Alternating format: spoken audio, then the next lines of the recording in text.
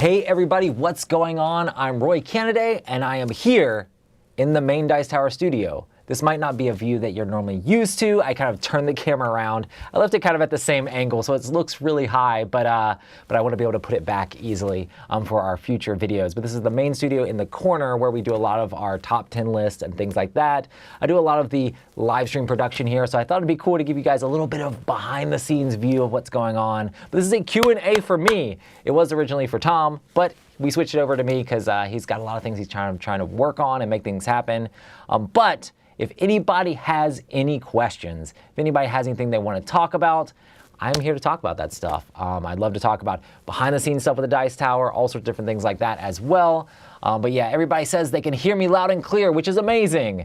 If not, I have to be like, but yeah, good times up in here. Everybody's saying good morning, good morning, good morning. But yeah, I am super stoked to be here as well. Just got back from Gen Con a week before last. Then we had a week where we did stuff here, had an amazing weekend, and then now back here at the Dice Tower doing a pretty decently normal week. So that's kind of cool. We haven't had a normal week in a little bit with all the spectaculars and stuff going on. But yeah, hit me up with all the questions. Let's see here, Felipe, let me actually put these in here. Let's see if I can. Let me see if I can move this around a little bit more. Just because the camera angles, I'm probably going to be looking off to the side a little bit too much, but I'll try to do my best to look this direction.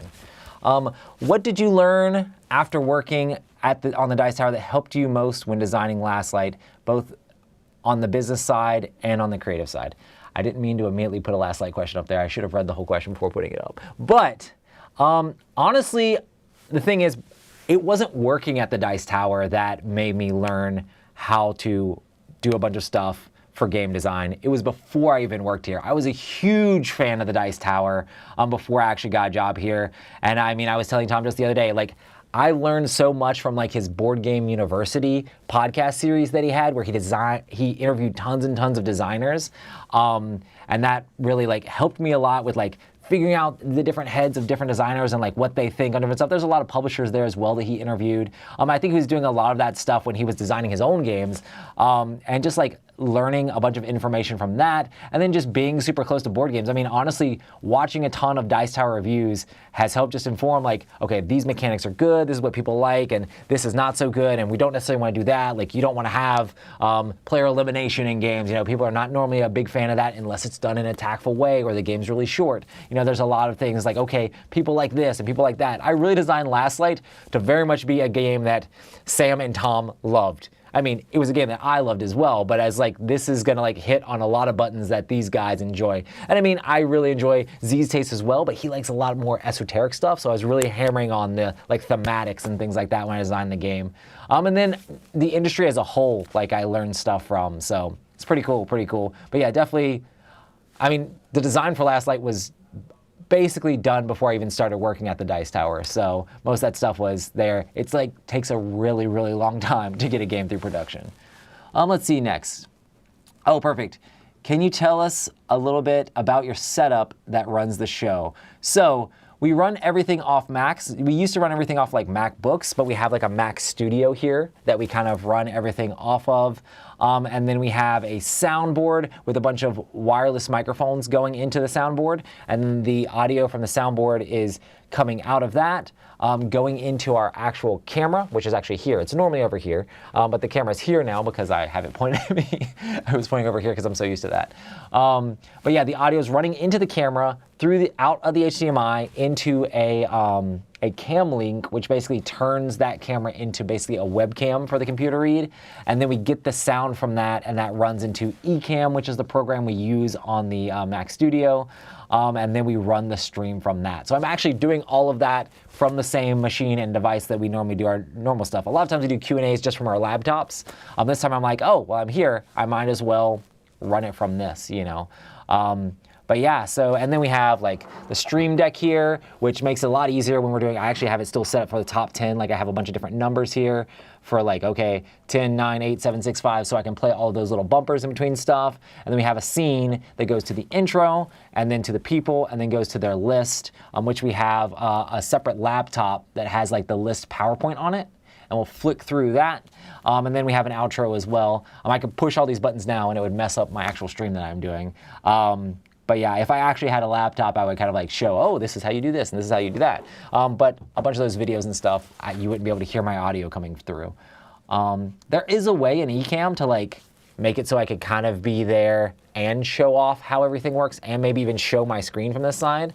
But yeah, it's maybe on a future Q&A I'll have to be like behind the scenes, how we do all of our stuff.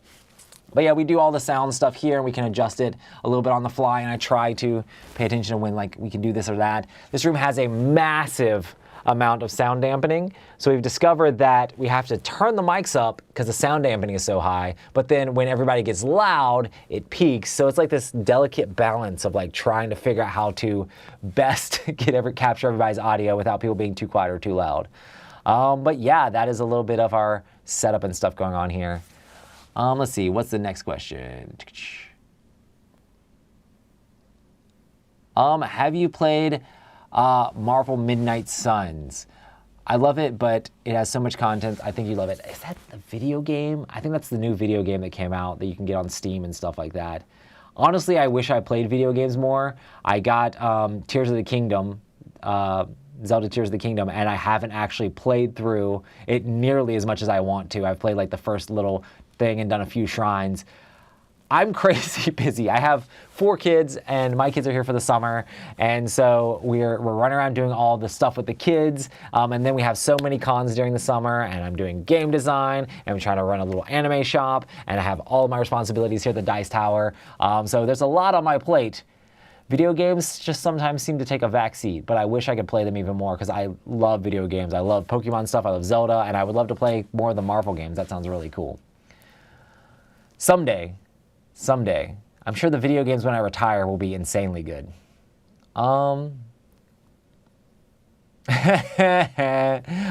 Did you hear that Mr. Delisio designed a game very similar to yours and was signing it at Gen Con? I love that during their Gen Con preview, Mike said, oh hey, go to the Great Fox booth, pick up Last Light, come over to the Dice Tower booth, and we'll all sign it. And he didn't mention me. He said me and Camilla and Tom and Z. So one of the people that came to Gen Con was having everybody else in the group sign it.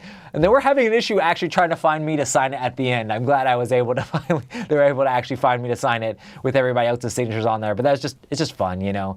We had a lot of fun with that.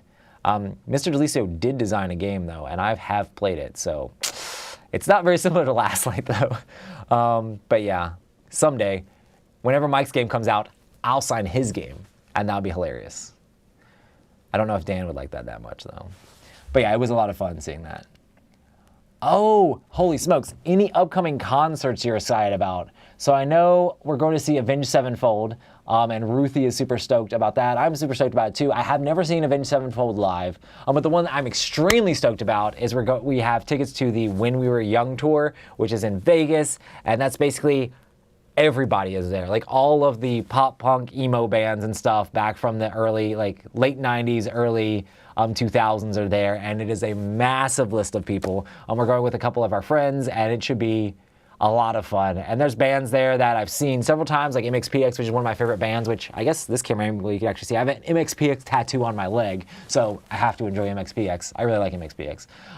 But like bands like Blink-182, I've never actually seen live.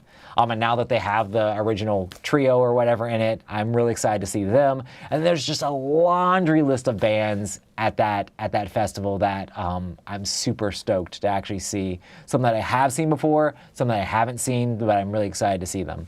But yeah, definitely super pumped for that. And then sometimes we do like little local things if there's anything going on. The last one I went to was Fall Out Boy with Ruthie, and that was amazing as well. Are you planning to design any other Euros in the near future? I never plan on designing Euros. I design thematic games that have solid mechanics. That doesn't make them a Euro game immediately. Yes, they have resource management. Yes, you're normally trying to go for victory points, but it's the theme. But yeah, I guess when I do design games, they do have like streamlined mechanics that could be considered Euro-y. I'm not purposely going to try to make Euro games because I want them to be extremely thematic. but I guess most of my games could be considered thematic Euros. But I would just call them hybrid games, leaning more towards the Ameritrash side. I would never design an actual Ameritrash game just because, you know, I do like meaningful decisions in my games, and a lot of times those games have less meaningful decisions in them. I want those games that are crunchy and meaningful decisions, but also have that theme. I need a lot of cool theme where it actually feels like you're doing something on a board. But yeah, stay tuned. But yeah, okay, lots of people talking. Everybody's still saying good morning. Holy smokes, everybody's still saying good morning. I am far behind. What does your family like to in Florida? I'm guessing like to do in Florida. We do a lot of different stuff with the kids. I mean, of course, you can almost do the pool all year round. We have a pool in our HOA. Our kids have a blast doing that. We like to go to the skate park as well, ride scooters around in the skate park. But of course, they like to do a lot of other random stuff. The kids are always wanting to go to Chuck E. Cheese and stuff like that. One of their favorite things to do is to clean their rooms and then go to Five Below. My kids love Five Below for some reason, but it could be because I'm like, we're in Five Below, children. Grab one thing, anything in the store is yours. And it's kind of like a reward we do for doing chores around the house and things like that. But yeah, they really enjoy that. We've gone to like arcades and stuff like that as well. There's a really cool arcade called Arcade Odyssey that's here in Miami. They love going out to get boba tea, going to the beach. We didn't actually go to the beach this summer. It's been so hot. I would have loved an opportunity to go to the beach. We have one weekend left. It might be too much to go to the beach, but I would love to like actually pull that off. Maybe I should pitch that to Ruthie and be like, beach day, last day with the whole family together. Let's do a beach day. That'd be really fun. But yeah, we have a lot of fun. They do all sorts of different stuff with us. They recently have been doing our anime booth events with us as well. We had a back to school event this past weekend, and that was a lot of fun having the kids run around. We got them all little shirts that matched our little brand, so that was pretty cool as well. So all sorts of crazy stuff always happening. What? Will Z, Tom, and Mike not be doing a top 100 this year? I think you must have missed it. They did it at the very beginning of the year. So if you go back to our videos in January, they did theirs first thing. And then all the way into May, that's when we kind of started ours. Was it in May? Or was it in June? I think it was in May. In May, we started, the rest of the crew started their top 100. But yeah, Tom, Z, and Mike's top 100 for the year were the first thing that happened this year. So if you missed those, definitely go back and watch them. They were a lot of fun to stream. Oh, Roy, I think you're missing a turntable. Yeah, we should add more music. Too bad, like, YouTube copyright strikes anything that has even a little bit of music.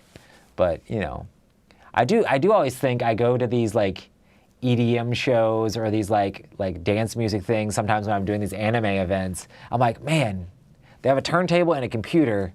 Like, I mean, I used to play, like, bass and guitar in a band and do, like, lead singing. It's like, man, pressing play seems a lot easier, you know, but it is cool to have them mix up all the different songs and things like that. It's like, I bet you I could make that kind of music, maybe in a different life.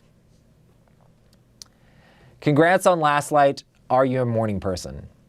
I made a game about the heat death of the universe, and you think that I'm a morning person? No. No. I mean, I can get up in the morning, I can get there and get stuff done, and I normally try to be super positive about things, but normally I still try to stay up late and do a lot of things at nighttime. I guess I'm really more of, I can be either, honestly, but I would never say that I'm actually a morning person, because I'm never like, let's go, it's the morning. No, I'm dragging. I mean, I force myself to do it, but I'm definitely dragging. Oh man, oh my goodness. I hope I don't get in trouble for too many Last Light questions, but they're all here. Yeah, Last Light, next Kickstarter, when? In all seriously, what's next for Last Light? Honestly, we're trying to get the game out to all of our backers. So that's first on the docket. Like, first thing, it's got to get to all of the backers that have already backed the game.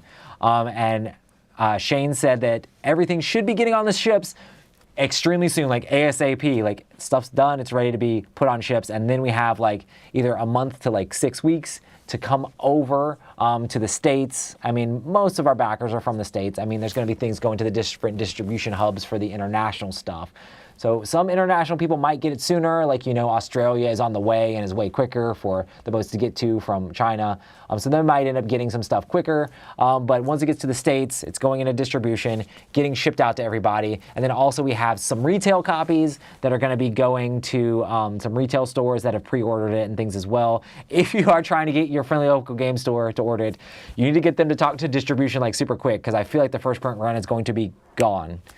And then also, next Kickstarter, we're going to have to look, because so many people want the deluxe version of it. We're looking at probably trying to run something to help people get the deluxe version again that really wanted it right around the corner, right around the corner. Shane basically said as soon as everything sells out, we're immediately going to launch another campaign. So we'll see how that works.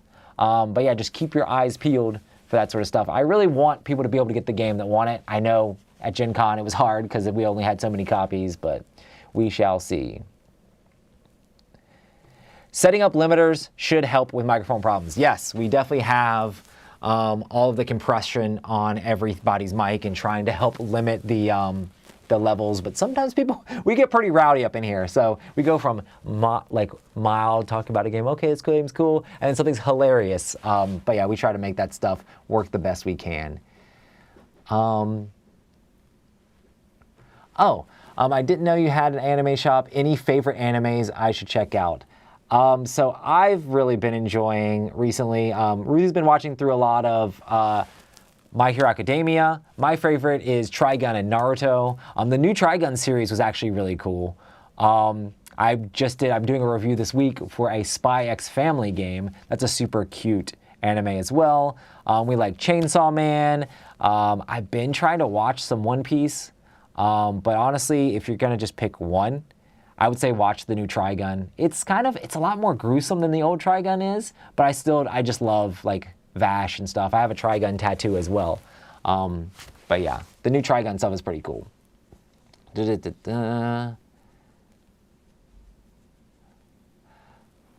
is a weird question. Public subs or other? Other? I normally get sushi from Publix, or Ruthie gets me sushi from Publix. It's amazing. Let's see. Oh, snap! Brr, brr, brr, brr. I finally got to Ruthie being excited about Avenged Sevenfold. Okay, here we at. Where are we at?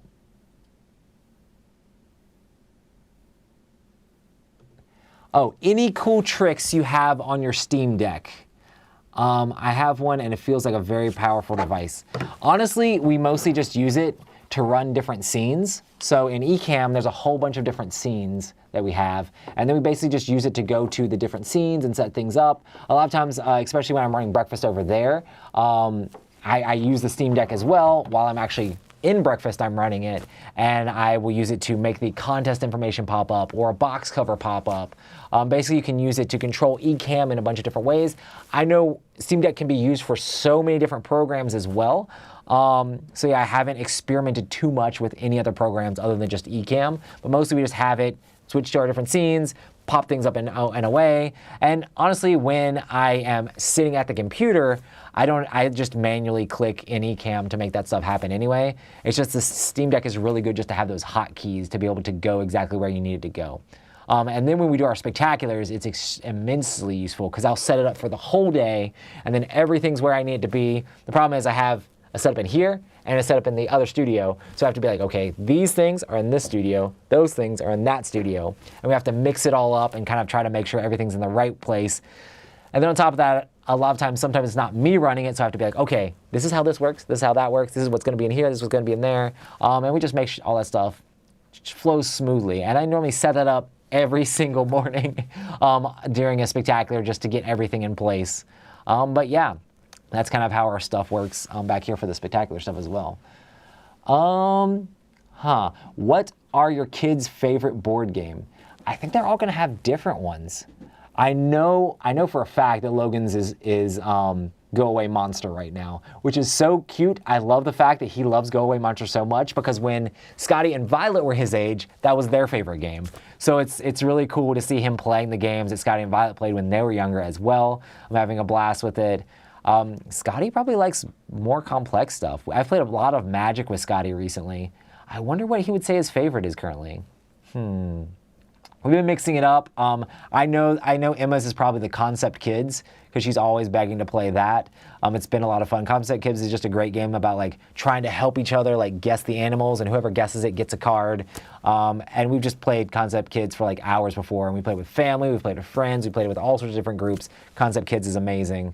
But Violet and Scotty have different tastes just because they've played games so much longer. I should ask them what their current favorite board game is, because we've played a lot of different things, and they can actually play things that are a little bit more complex now. But they have a lot of fun with whatever we play. Let's see here.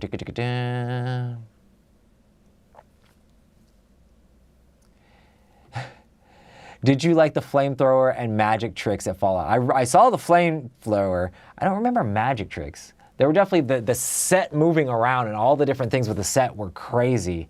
I don't know that I've been to too many shows where they had so many like elaborate set pieces, but it was really cool. And the fact that I know a lot of Fall Out Boy songs was really enjoyable too. I know their older stuff even more than their newer stuff, but Ruthie knows a lot more of their newer stuff more than their older stuff because we kind of like mixed together. Of course, Ruthie made me a playlist that I listened through beforehand. I knew most of their new stuff too, but yeah, I'm just more vibing on like their old sound as well. But yeah, I love it. Love it. Have you played Millennium Blades? I'd like to hear your thoughts. Millennium Blades is a crazy game. I have played it, I think maybe once or twice, but it's a real-time like TCG simulator. But it simulates the TCG setup stuff. It's a bit convoluted, and I feel like some of the stuff, like the deck building part, is not all there. I do think it's fun, like the throwing down wads of cash to buy stuff. I think, honestly, it would feel more of it fits more in the Challengers vibe for me, which is not necessarily super high. I do think it's an interesting concept. I do think it's kind of cool buying these booster packs and not knowing exactly what you're getting and then trying to build a deck with it. I would have to play it again to form a good opinion on it and where I would currently stand on it. If you're interested in a frantic TCG simulator sort of thing, definitely try it out. I do like the fact that it has all these different sort of like faux IPs of like, oh, this is a Final Fantasy pack, and oh, this is a pack of this sort of thing, you know. It's kind of cool.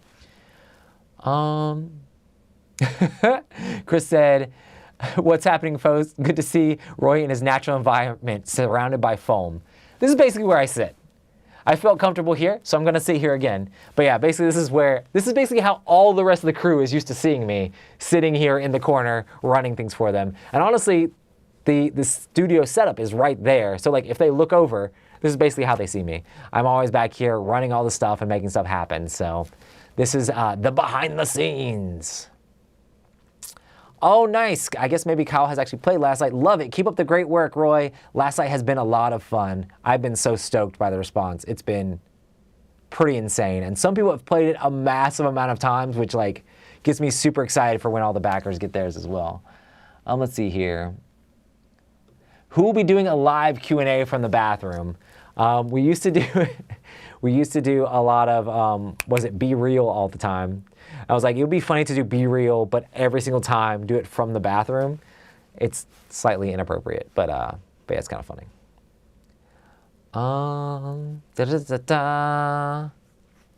Favorite arcade game?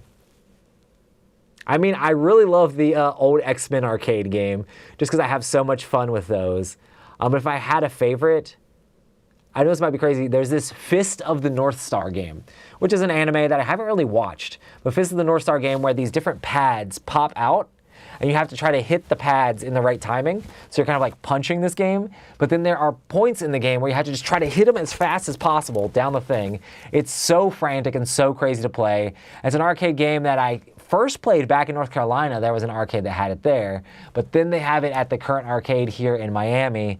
And I'm terrible at it. I don't get very far in the game, but every single time I bring somebody new to the arcade, I'm like, you have to play this Fist of the North Star game. You're punching these pads, and like, it's just crazy.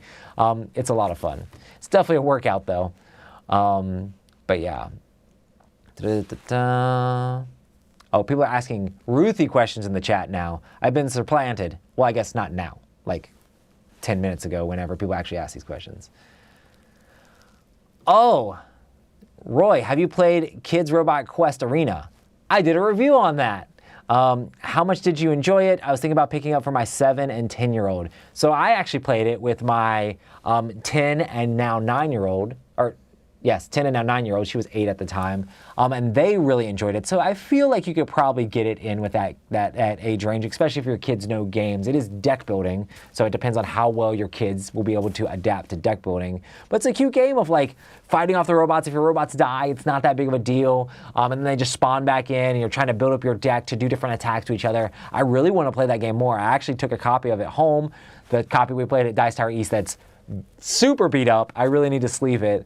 But yeah, I had a lot of fun with it. Check out the review that we have. I think it was me, Tom, and Joey did the review for Robot Quest Arena. Check that out on the channel if you want to hear more of our thoughts on that. Do you prefer the basic or advanced rules for the classic Dune board game? I think last time I played, we played advanced. I'm not sure which one is closer to the original Dune, because I grew up playing the original Dune. I think probably advanced, just to make sure, because I think that's the one where you can pay extra spice to do stuff in combat and things. Probably advanced, but I haven't played the newer version of Dune too many times. I know there's a ton of expansions for it. I really wish I could get those to the table. It's just such a long game, and I wish I could play it more. The last time I played it was at the retreat. Was it last year? It was either the retreat last year or the year before. It's all blending together now. I've been doing it too long. But yeah, let's see here. What else is there? Oh, wow. Have you played, let's see here, let me add this to broadcast. Wow, it's so gigantic. So much text. Roy, have you played Space Park by Keymaster Games? I enjoy it. What would your recommended next step space game from there? I don't know how heavy Space Park is, but yeah, there's so many different space games. Like mentioning before, I really enjoy Alien Frontiers. That was kind of like one of the forefronts of like the Kickstarter board games movement, and it's a really simple game to play with dice. I really enjoy Alien Frontiers. I mean, if we're just doing any space game, I would also say if you like deck building, I'd say the Star Wars deck building game as well. Or you could do, you know, the classic Star Realms if you're looking for a 2-player game. There's so many different space games out there that are just so much fun. I honestly enjoy fantasy more than space, even though people don't believe me. Is anybody from the Dice Tower going to review Last Light? I guess we'll have to wait and see. I haven't currently seen it on the docket. I do know that Tom has played it, but he played the prototype. Chris and Joey have both played the final version of the game, so we'll see. We'll see. I'm sure it'll happen eventually. Or maybe. Who knows? I don't know. We do have a copy here, so there's that. Hey, Roy, I used to play Redemption with you back in the day. Glad to see you doing well. Miss those old days. Do you still play Redemption at all? So I haven't kept up with Redemption much at all. I played a ton of other like trading card games and CCGs. I played a massive amount of Redemption back in the day. It was basically like the Christian collectible card game with all the different Bible characters fighting for lost souls against each other. And I enjoyed, I feel like playing that game so much and playing that game competitively kind of like led me to kind of where I am now, like being like, okay, just clever card play and stuff like that. But yeah, it was a lot of fun. I did a interview where Eric Sommer interviewed me, and I actually talked about Redemption for a while just because it's got such a big part of my gaming history. Because I wasn't allowed to play Magic back in the day. I played a little bit of Pokemon, but most people who had Pokemon cards didn't play Pokemon. They just collected Pokemon. So I was always the kid like, I have my deck, want to play? They're like, what's a deck? How do you play? I don't get it. And I would try to teach kids how to play Pokemon. But yeah, some of my gamer friends played Pokemon a little bit here and there. But yeah, I haven't currently kept up with any of the Redemption stuff. I know the expansions for that are so few and far between. I've kind of moved on to a lot of more modern games. Let's see. Do you have any thoughts to get Last Light released as an app or on Board Game Arena? So Last Light is actually on Tabletop Simulator for free. And we have an amazing Tabletop Simulator mod that our friend, or I guess he works for Gray Fox, but Jerry made for this. And it is really cool. Like, it is just as cool as the actual, like, published version of the game, but even a little bit cooler in some ways, because he made it so the actual planets rotate individually on their own in the mod. He did an amazing job. It's got where you can select each player count. It automatically sets the board for you. So if you have Tabletop Simulator and you want to learn the game before getting your copy, you can easily play it over there. I've played tons of games on it. I originally made a Tabletop Simulator mod during COVID, and then Jerry took that and just like blinged it out, made it look perfect. And they use it a lot for like a lot of the playtesting behind the scenes for Last Light. I know my developer has used it immensely. And if you want to get games in, I've played 8-player games on it, and it just works great. But I don't know, if we had an app, we'd have to go to a different company to make that happen. I should be like, Paul Denton, Direwolf Digital, where you at? But Paul hit me up. But yeah, I would love to have like a really nice one of those someday, but I do think that's very costly. And Board Game Arena, I think we already had the Tabletop Simulator stuff set up, so we're probably going to stick with Tabletop Simulator. Oh my goodness, so many questions. I am so far behind on this as well. What was your favorite thing about Gen Con this year? Red shirt guy. No, I'm just kidding.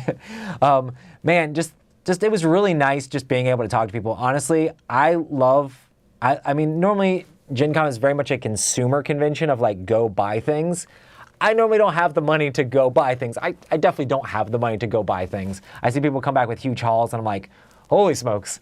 But yeah, I just enjoy the building relationships with people and getting to meet people and talk to people and like learn from them. There's so many, I mean, there's amazing publishers, there's amazing designers, there's amazing people that just work in the industry, but also besides that, there's tons of amazing like just people that are board gamers that are there, or people that are into tabletop games that are there. Like, you just have conversations all around you. People talk about, I played this game, I played that game, oh, I did this strategy and that strategy and this thing. It's just so fun to be around common, like-minded people that are super into tabletop games, and just meeting so many people that are a fan of the Dice Tower or a fan of my work in different areas is just so like refreshing and so meaningful. It's just really cool to have people come up to you at the booth and just talk to you about stuff. It's kind of like, there's a lot of people that already know who I am because we do a bunch of different stuff, or already know who people in the Dice Tower are because we do all these things. They know our inside jokes, they know our tastes. We just don't know them yet, and it's already like really easy to make friends with people because like it's already halfway there. They already know us, and we just get to learn about them. I love learning what people's favorite games are and like what they're into or what they're doing at the con and what they're excited about. It's just so much fun, like being able to make more friends and build more relationships with people. So that's my favorite part about Gen Con is that. This year's bit was super crazy because not only were people stopping me for the Dice Tower, which has always happened, but people were also stopping me for Last Light constantly. I loved it. Like, I would never complain about that stuff.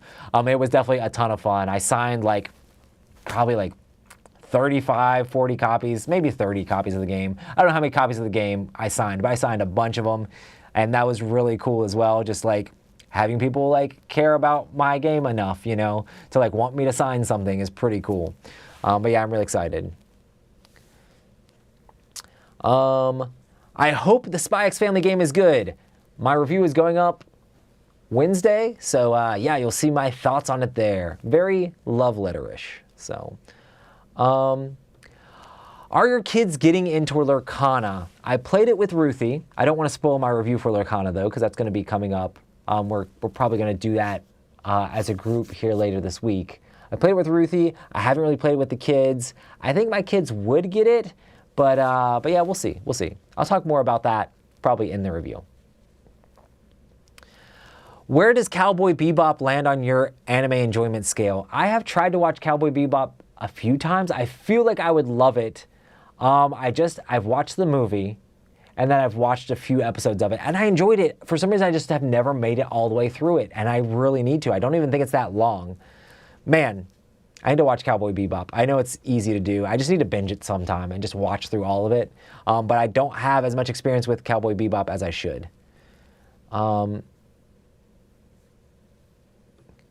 Would you adjust or change anything in Last Light based on your feedback you've received from reviews on the game? There was one thing that Dan King said about the constructs being protected by other players. So like in the game, you have your constructs and they kind of give you control of a planet. And then my developer changed it so that way if there's any ships there, you can't destroy a construct. And the original design that I had was, hey, if only your ships protect your construct. And he said, oh, that's a little bit convoluted, but all the feedback we've gotten has been like, it's convoluted the other way, and people want it to be back this way. I think it might actually change back. I'm not sure. We're gonna do a little bit of play testing and make sure. But yeah, just that one thing. A couple people have already said that they're house ruling, so that way only your own ships protect your constructs, which is my original design, so I would kind of keep it that way myself anyway. But other than that, Gray Fox did a bang-up job with how the game looks. Like, I love the aesthetics of the game. Like, I had this game with all these planets that were 3D planets on a board that was rotating, and a bunch of publishers, several publishers, like, oh, we can do this, but it's gonna have to be discs, like flat discs, or have to like make the production much less. And Gray Fox was like, we want this game exactly like this. In fact, hold my beer and watch this. We're gonna make it light up. We're gonna make the resources look crazy. I really enjoy the way the game looks, and I'm a really biggest fan of aesthetics in games. So I'm really stoked with how Gray Fox did it. And the production stuff is them, you know, they made it look that awesome. If you have any issues with the gameplay, most of that's my fault. Are you still playing Marvel Snap? I'm addicted. Honestly, by how addicted some people are to the game, put me off the game a bit. We had some friends come in and they were like talking about Marvel Snap almost ad nauseum, and I'm like, I'm never gonna be able to catch up. I'm never gonna be able to do as much as these guys are. And it is a pretty big time sink overall. Games are short. You can play it on the go. But honestly, like, I was just like, I really enjoy Marvel. I enjoy the game. It's crazy random, but I'm not gonna dump money into it or try to keep up that much. But yeah, I love it. I love it, but I'm not playing it anymore, really. I am so far behind. Favorite mode or way to play Magic the Gathering? Honestly, I really enjoyed doing the pre-release for the Lord of the Rings set. I love that a lot. I mean, if I'm talking about me personally, I think pre-releases are pretty fun. Being able to get sealed packs, everybody has that certain chance of luck to build a deck. You can play with the deck you have. Everybody's kind of on the same footing because it's brand new cards, you know. I went to the Lord of the Rings pre-release and kind of cleaned up. That makes my opinion of them higher, I guess, because I did quite well. But then also I like playing Pauper, because Pauper is really easy to play with my kids as well, because when you play that, it's all common cards, and common cards are normally not as complex, so it's easier to play with younger players. I used to love Commander, which I called EDH back in the day. I always still call it EDH, and people are like, what's EDH? Commander. But Commander games are so long, so I haven't really played too much Commander. But I don't normally play a whole lot of Magic too much. I played a lot of the tiny decks with my son, and that's been a lot of fun too. Even though the reading those cards is pretty hard, but it's still pretty fun. Oh man, I'm so far behind. What was your inspiration for designing Last Light, or behind Last Light? I love 4X games. I grew up playing 4X video games. I played 4X board games in my adult life. But the thing about those games is that they're so hard to get to the table. Like, and like, you have to plan days around them most of the time. I mean, if you've watched me over the years, I've had various 4X games as my #1 game of all time, just because I love the genre so much. I love building up your troops, getting those resources, utilizing those to figure out how to take over areas as much as you can, which allow you to get more resources and build up more stuff and build up your faction, civilization with technologies and things. And then going out there and being able to try to like conquer your opponents in different ways. I love that style of video game. I love that style of board game. And I wanted a game like that that could be played in a short time frame. I had to figure out how to make it different. So having the simultaneous actions made it huge. Having a rotating board made it different. You know, there's no other area control games that I know of that have rotating boards. There's other games that have rotating boards, but it's an area control game where the areas are going to float in front of your opponent. And then just the fact of like being able to play the game in a single game night, which is such a big deal to me, of like, I want to play more 4X games. It's really hard for me to play 4X games. Nobody else is doing it. People keep saying they're doing it. I keep buying all these short 4X games and it didn't happen. I'm like, I'll do it myself. You know, basically is almost what happened. And I was a huge fan of that sort of stuff. And I researched and tried to make sure it was like solid. But then on top of that, for the theme, there's a YouTube show that was Carcassonne or whatever. It's like In a Nutshell. It's a German word, but In a Nutshell, they have a video on white dwarf stars. If you basically search up white dwarf stars, I'm sure this video will pop up on YouTube because there are not too many. It's got like a little cutesy thing and just like talking about humans surviving at the very end of the universe kind of gave me the theme. And I listened to a ton of Isaac Arthur, which is another guy who does a lot of like futurism and puts science together and like trying to talks about like, okay, how would this work? How would that work? I listened to a ton of his like talks about the heat death of the universe and white dwarf stars and red dwarf stars and all like how physics thinks the universe may end sort of thing. So I just took that theme and made it into a board game about all these aliens drawn like moths towards a flame, towards this last white dwarf star. That's basically Last Light. But yeah, crazy, crazy. Da-da-da-da-da. Are you more excited about the Dune standalone expansion or the digital version of the game? I don't play a whole lot of digital versions of games because I feel like when I do play a ton of digital versions of games, it makes, this is weird for me, I get the regular game to the table less because it's like, oh, I've played that game a lot. Let me play a different game because I haven't played it as much. So I'm more excited about the standalone version. I'm excited to see how they change up the map and how they do different things. I'm a huge fan of Paul Denton's stuff. I love Clank. I love Dune. So I'm super excited to see how he's trying to change this up. So good stuff. Oh, goodness. So lots of anime questions as well. I'm going to sit here. Oh, what are your thoughts on Andromeda's Edge? I haven't played Andromeda's Edge yet. I got a talk-through demo from Peter Vaughn, and then I've had Luke Laurie talk to me about the game as well. I'm excited about it. I really liked Dwellings of Eldervale, so I'm really interested to see how they've kind of like done that sort of thing in space. I know they said there's even more engine building in Andromeda's Edge, and I really, like, I'm not a huge fan of like Euro games, but Luke Laurie's like Euro games are solid. I really enjoy his stuff just because of the mechanics he puts in them are so good. I love the fact that like not only when you put a thing out, you're getting a thing, but then when you take it back, you're getting a thing. It's meaningful decisions that are like through the roof, and there's normally interaction in those games. I like having interaction, so yeah, I'm really excited to actually play that. Any new movies you've seen or going to see soon? What was the last thing we saw? My mind is going blank on even what movies we've seen. We normally do try to see, like, oh, we saw Into the Spider-Verse, the new Spider-Verse one. Spider-Verse Multiverse of Madness. No, that's not the name. But yeah, I really love that movie. That movie was amazing. I know there's tons of movies. I really want to see Dune that's coming out in the winter, I think. I think it's this year. It better be coming out this year. I'm always down for anything Marvel, like period. Like I'm down to see all of that stuff. But yeah, I'm definitely excited about tons of new stuff coming out. But you know, it is what it is. Do you still have a Magic Cube, or how did you put it together? I've never actually owned my own Magic Cube. I stole my friend's for a while. My friend built one that we used to always take to work when I worked at Target. First break, we would draft Magic Cube. Lunch, we would play a game of Magic Cube. Second break, we play another game of Magic Cube. I don't work for Target anymore. Hopefully they're not too mad at me for playing Magic too much on my breaks, but because there was a lot of that. But yeah, we would have a lot of fun drafting, and then we just throw it all back in the cube, and we do it again like next week or the next couple days. It wasn't every day, I don't think. It was probably a lot of days. But I've never owned my own Magic Cube. I really would love to make a Lord of the Rings Magic Cube just out of that set with just the Lord of the Rings stuff. And I might still do that. It's just a cost thing, you know.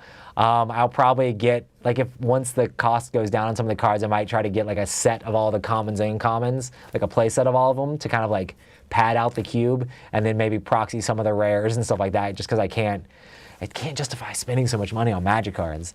But I would love to have something that's just fun to play. And people don't care if you proxy on a cube anyway. What is up, Roy? Looks like more foam. This entire room is covered in foam. Hopefully you can actually hear me. How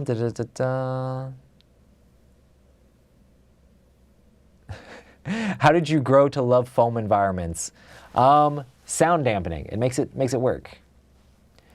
Oh my goodness. Hey Rory, I tried my hardest to get Last Light at Gen Con, but we're running in circles with showing off our board game at the convention. Any ideas when the Last Light Deluxe will be available? there were a ton of people. It made me feel a little bit bad. So I know it made it into some of the vlogs and stuff like that a little bit. But also on my Twitter, I posted like each day of people running in to get Last Light. We had like 30 copies each day because they were hot off the press. And that's kind of like all we could actually get there because we had to airship them in. So they were even more expensive, which makes me feel sad that we had to charge so much for them as well. But because we had to airship them, it cost us a ton of money per copy to even get them there, shipping in. But we didn't have as many to get away. I think we had like anywhere from 30 to 35 each day, depending on it, which I had originally said 25. So it was a little bit more than we actually had. We had just like a pallet of the base game and like half a pallet of the expansion, you know.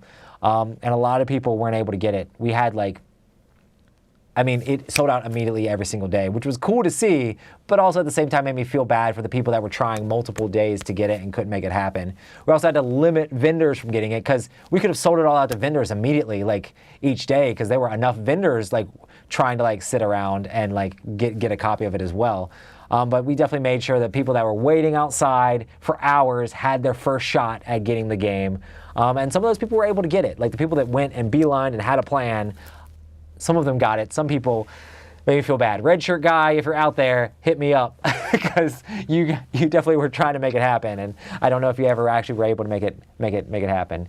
But yeah, as far as deluxe copies available, the Gray Fox Discord, I think they're going to announce it first there, is what Shane, which is the head of Gray Fox, has told me. If you're following the Gray Fox Discord, they're going to announce, hey, we're going to have some on our website. I think he said only like 250 copies, which we're expecting to go like immediately. And then we'll announce like, oh, it's going to be on the Gray Fox website if there are still some left after that. And then there's going to be some coming into retail, but those are going to be the retail version, which just have cardboard ships, cardboard resource tokens, but the plants are all still 3D. But the version I currently have is a retail version. The Dice Tower has the nice deluxe version. So hey, come to the retreat. You can play there, and it'll be awesome. But yeah, Roy, you look like a DJ. I can fix that. Is this better? Oh, but now I'm hearing myself talk, so work it. But yeah, something like that. I'm in the first 2 seasons of One Piece. I've only kind of watched it with my son, so I'm really far behind. I'm sure with your One Piece logo, you're way further ahead than I am. Probably current. Let's see. Yes, I miss the old X-Men D&D Ninja Turtle coin gobblers. Those were fun. I also enjoyed the Ninja Turtles like NES games, which kind of helps you not have to like pay so much money on those. Ooh, 4-player Gauntlet. I don't know that I played 4-player Gauntlet. I have played the arcade game maybe like a couple times, but I used to play it on the Nintendo 64 all the time. And the original on the NES was a ton of fun. I love Gauntlet. Gauntlet's a lot of fun. Man, I have to be so far back.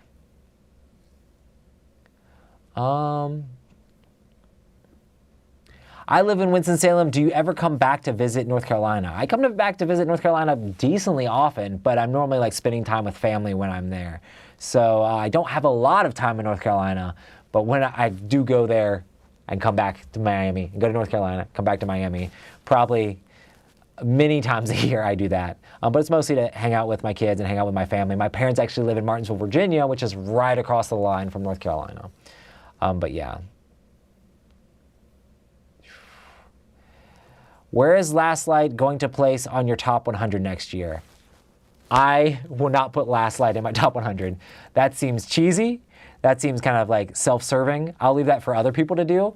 But just know, it would be, I tried to design my favorite game, and I'm still playing it and still enjoying it. I'm mostly demoing it, which is meaning I'm kind of like making sure everybody else is having fun instead of trying to like do my best.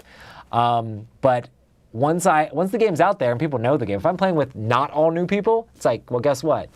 If everybody's played the game before, I know you guys already have played the game. I'm not demoing to you. I'm going to actually play the game. And you guys will probably wreck me, but I'll try my best. I'm going to try to squeak in some wins here and there. I don't win much because I'm trying to purposely not win. But maybe I could win my own game someday. I have in the past. I don't know some of these things. Let's see. Question. Anyone at the Dice Tower enjoy the old chit and map war games like Advanced Squad Leader, etc.? I think most of us here are more into the modern board games.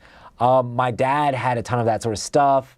And I know back when everything first started with the Dice Tower, at the very, very beginning, Joe used to do that on the podcast with Tom. He played a bunch of those old games. But currently, we have some of that stuff in the library. I think there may be chit games in the library with the paper maps. I grew up playing the War of the Ring version like that. My dad taught me that, where you had the units that you moved around in the Fellowship, and it felt similar to the current War of the Ring, but still very different. I think it was from either PSI or TSR.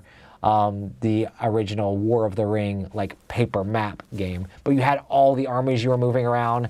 I'm not really a big fan of like military simulation type stuff. My dad is a huge fan of that stuff, so he definitely plays it, but he's not part of the Dice Tower. But I do have, if you see his collection, it's all that sort of game. He likes a lot of them solo as well. Oh goodness, question about your fitness journey. You look better and better over the years. Changes in lifting, diet over the years. So basically what I did is I started doing intermittent fasting. So that's one thing, and then keto. And I've kind of been off and on keto over the last couple years here. So and I think it works really well. I mean, you have to really be strict about it and make sure not to have your sugars or carbs and things like that. It's very similar to like Atkins sort of thing. But it works. And then like after I get like ketoed out, because I mean, I think eventually like keto is not sustainable. You can't do it all the time, and you definitely have to make sure to take your vitamins and things like that as well, because you're not necessarily getting as much nutrients from other things. But it just teaches your body how to burn fat. I mean, the only formula that works for like weight loss is burn more calories than you consume. Like that's it. And keto makes it easier to burn more calories than you consume because your diet's so restricted, but then on top of it, it trains your body how to burn actual fat. It works for me. It might not work for you. There's no actual diet that works for everybody, you know, and it's just willpower. Like that's 100% thing. It's like in America or normally in like first world countries, food is everywhere. And you know what? We eat way more food than we need. That's just it. You don't like 3 meals a day is way too much. You're going to gain weight. Your body is made to store food for if you're ever starving. Like if you ever don't have food, your body has stored up so that way you can last and live longer. But you know what? We're never starving anymore. So if you want to lose weight, you kind of have to starve yourself a little bit and then you'll lose weight. And that's a little bit of what diet does. And it sucks because your body doesn't like it. But you know what? It makes you healthier, it makes you be able to be more energetic in the long run. But yeah, that is kind of it. But your body can bounce right back and it knows how to spend your fat stores and resources to actually give you energy. So once you're in that mode, like in ketosis or whatever, you actually have the energy to get through your day. Because you do feel groggy when you first start like dieting because it's completely different. But yeah. Do you have any interest in designing more games in the future? If so, do you have any thoughts on your next game already? My next game might be in the hands of a publisher already. Who knows? Who knows?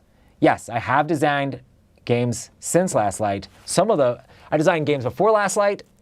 Most of those are in the trash can. I've designed games after Last Light. Also, a bunch of those are in the trash can. Any designer will tell you, you design a whole bunch of different stuff and you figure out what sticks and what actually works. And for me, I also need to make sure it stands apart and will like actually be solid in the market. Because I already have a game in the board game industry, or I already have like a job in the board game industry. I already have all this stuff. So I'm not trying to throw spaghetti against the wall and see what sticks. Or I'm not trying to just make games out there just to make to be able to survive and like make like my livelihood. I'm trying to make games that are games that I don't see, or games that like I really want to play, that I want to exist in the world and will stand apart also. So I'm trying to make that sort of thing. So we'll see what the future holds. I don't know, but I'm definitely excited to see how more things go. Where do you stream your anime shows? Crunchyroll.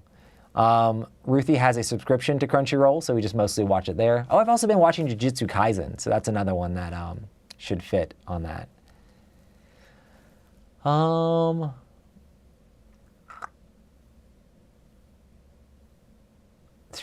Okay, let's see. Where are more questions? There are so many.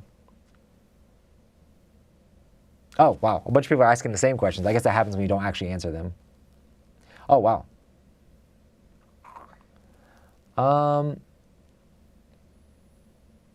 Oh, since Marvel Champions is doing X-Men, what would be your choice for the next series after X-Men?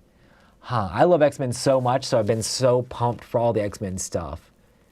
It would be pretty cool for them to, because they already did Guardians of the Galaxy. It would be cool to see like Fantastic Four stuff, I think. Just because I would love to see some like really strong team stuff. There's a lot of really strong team stuff with the X-Men, but it'd be cool to see a Fantastic Four box.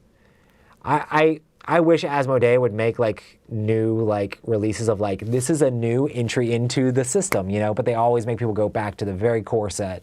It'd be cool to see like a Fantastic Four big box with all 4 of the characters and just like have a bunch of villains in there. That would be really cool. I'd love to see going up against like Galactus and stuff like that would be crazy. Galactus is not in the game, right? No, but yeah, that would be awesome.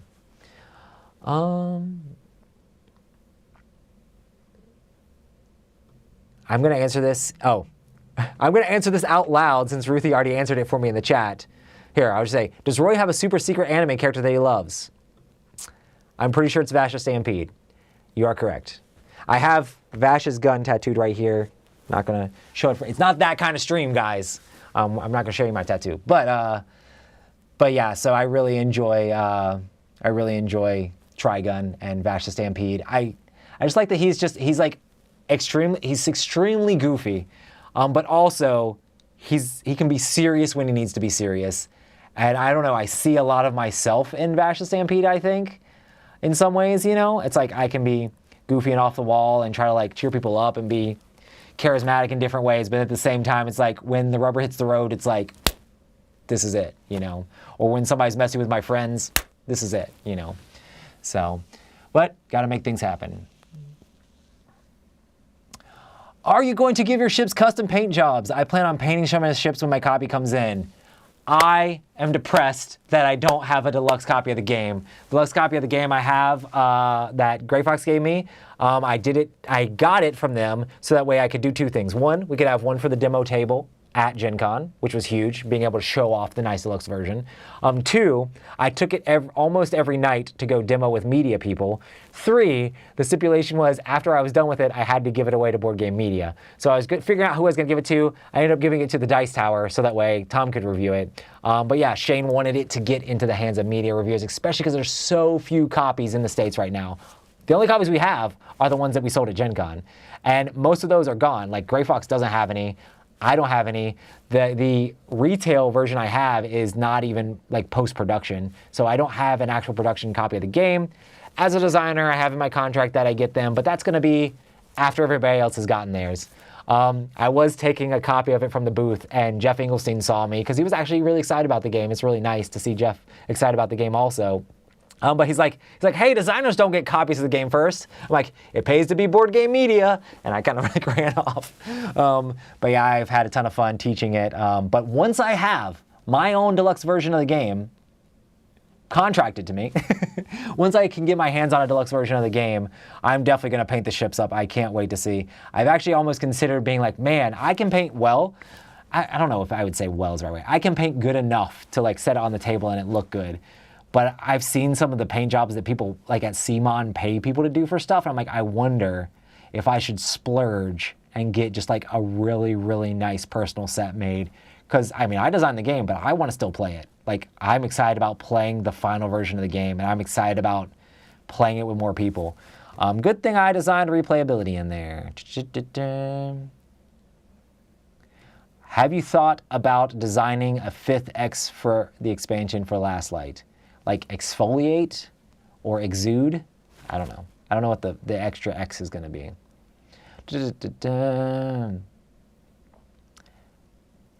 Oh, I answered some of these questions already, which is kind of cool. What are the chances you'll get to this question before time runs out? It is 9:59. I didn't even look at the clock until just now. I guess the chances are pretty good. The rest of the questions, I don't know about though. Chris said low. Ha! Got you, Chris. I love this. Chris, prepare, a 4X renaissance is coming. Prepare for a 4X game in 12 minutes by 2025. I love that.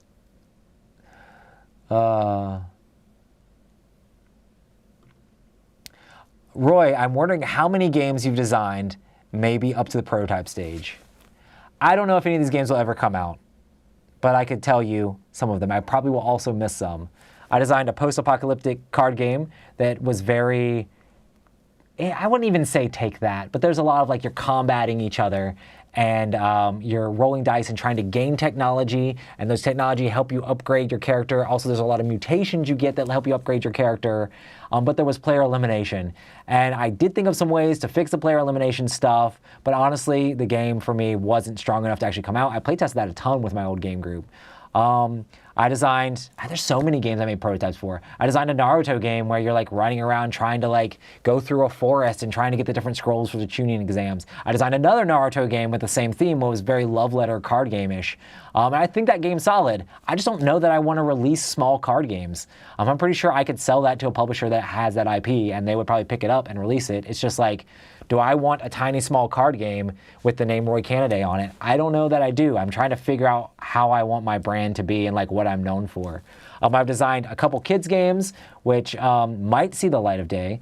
One is about colors, another one is about defeating bosses in Spider-Man, and I was pitching that to people who had those IPs. One about colors, one about shapes, and those I've actually made with my kids.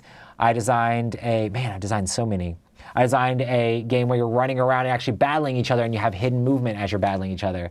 So many of these games are not like, they did not get fleshed out. I actually had a 4X fantasy game that came out before Heroes of Land. It didn't come out. None of these games came out. I designed it before Heroes of Land, Air, and Sea, and it had some of that like Last Light DNA in it, of like building up stuff. I just don't think it definitely wasn't solid enough, and it definitely wasn't original enough to make it to market. But I took what I learned from that and playtesting that and kind of evolved that into what Last Light is. But there's a ton of behind the scenes. Like anybody who designs games has so many games in their storage or in like boxes or in the trash that you haven't seen. And then I've got other stuff, which I'm not gonna talk about. Okay. Oh, nice. Roy, I know you do a lot of editing and streaming. Are there any chances for behind-the-scenes content or from a concept to completion video? Guess what? You should look up, I know there is a video that Tom did on like behind the scenes of a review or like how he does a review. And basically Tom there went from like what he does from when he gets a game all the way to when it ends. And there's a middle section in there, which I actually recorded, which is me showing, hey, this is what I do when I edit. I know we've done other behind the scenes videos showing like behind the scenes of top 10s and stuff like that. They're on the channel. I know we make a lot of content, but you just have to try to go out there and find it. But yeah, I'd love to do that. I love to do that sort of stuff, and we'll probably update those things as time goes along as well, just because there's so many things that people don't realize we have done in the past that is out there. Have you played through the new Marvel Champions expansion yet? If not, what are you most excited for? I'm really excited for the next expansion. It should be really cool. I'm excited about playing Domino. I'm excited about playing Cable. I haven't played it. I don't have it. I did see the Fantasy Flight guys at Gen Con, and they were like, oh my goodness, Roy, you should play Star Wars Unlimited, which I didn't get a chance to play. I wish I did. And then, oh man, we need to get you the new Marvel Champions stuff. And I'm like, okay, cool. I'll probably just buy it. If I see it, I'll buy it because I love that game so much, and I kind of want to support the game also, you know? Not that Asmodee needs my support in any way. But I mean, yeah, they haven't sent it to me yet, but I definitely want to get it as soon as I can get a hold of it because I love Marvel Champions. I really want to play the new stuff. I'm really excited about Angel. I'm excited about Deadpool. I'm excited about everything coming out from Marvel Champions. It's been a drought. It's been a drought. Anyway, oh man. Ha! Did you get your Tesla with cash or debt? How? No, definitely debt. There's no way I can afford a Tesla. But yeah. Let's see. Oh, not nice. How much lawyers and contracts are involved when getting a game to print? It seems like sometimes none, sometimes crazy. So there is like normally when designers design a game, the publisher will give them a contract and you'll look over that contract and sign it if it's favorable. What I did is I didn't know anything about board game design. This was my first time actually getting to the signing stage. So I had two people, Justin Jacobson from Restoration Games, who used to be a lawyer, also has sent people tons of contracts. He looked over my contract, helped me fix up a few things and like clarity and wording and stuff like that. Just things that I might want to think about, stuff that Gray Fox might not have even thought about. And we made that happen. And then I also had Emerson look at it, because Emerson has published tons of games and he has lots of contracts. Both of them were like very helpful in that stage. Another thing, even before I got to this, Jay Cormier, who does Off the Page games, who designed, what's the name of that game, the hidden movement game that Mike loves? Mind Management. They made Mind Management. He had this video series where one of the things he talked about was board game designer contracts, and I watched that over and over again. I was really stoked at Gen Con. I was actually able to talk to him and like thank him for like the series he did about like starting a board game business. He was doing it from the publisher side, saying, here's what you should have for your contract to give your designers. I was looking at that from the designer side, saying, I'm a very first-time designer. I don't know what contracts are supposed to look like. Let me try to educate myself. YouTube is such a huge resource, and anybody in the industry that like helps make things more transparent or helps like anybody who's just starting in things, like help them know like how do you run Kickstarter? What should your margins on things be? How does signing contracts work? What should a designer expect? Like anything that helps you with behind the scenes things are so helpful for anybody getting new into the hobby or getting new into the industry. And I definitely thank anybody who makes that kind of content, just because it's really cool to see stuff behind the scenes. But yeah, I love it. Make a deal with Tom. Yeah, that's hilarious. I really want to play Nothing Personal. I really think I'd like that game. But they had it during a live play, and I was sleeping at the time. I would have loved to play it. Oh, cool. And then in chat, they're mentioning some of the videos that I mentioned. Anyway, I do want to wrap this thing up. We are 6 minutes past time. I do want to say you guys are amazing. There's tons and tons of amazing content coming out. Make sure to sign up for Dice Tower West. The registration is live. Dice Tower West is an amazing convention where it's just about playing games. We have cool exhibitors, lots of cool events. Make sure to check that out in Las Vegas. And then also make sure to check out all the rest of our content for the rest of the week. We're going to be playing a game live, Play It Live. I don't know if Tom's announced it, but I think it's a Plaid Hat game that just came out at Gen Con. So you definitely want to check that out. We're going to be playing that live at 1. And then Z has his What's happening tomorrow. We have crowd surfing going up this week. We have tons of reviews. I think the Lord Connor review is going to drop as well. So super exciting stuff coming up this week. Stay tuned to the Dice Tower. Make sure to check out all of our videos. But thanks everybody for joining me. You guys have all been amazing. I will see everybody on the next one. Peace.